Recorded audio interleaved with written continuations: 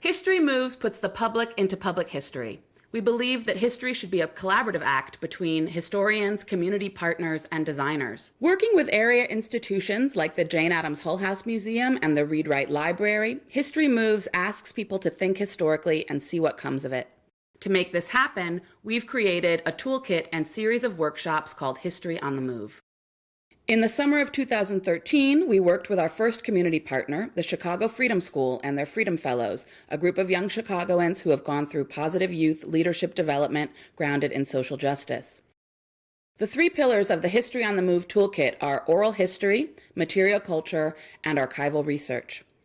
Together, we decided to work on the history of student life in public schools in Chicago, and we called the project Not in the Yearbooks. To capture stories of student life in the past, we recruited Chicago public school teachers who had also been CPS students. 60 teachers responded. The Freedom Fellows chose who among this amazing group they wanted to interview and got to work. They learned interview techniques and practiced on one another.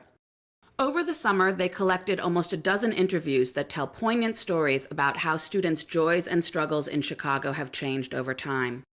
Together, we illustrated these interviews with historical images and memorabilia, all with an eye to placing the individual story in a larger context.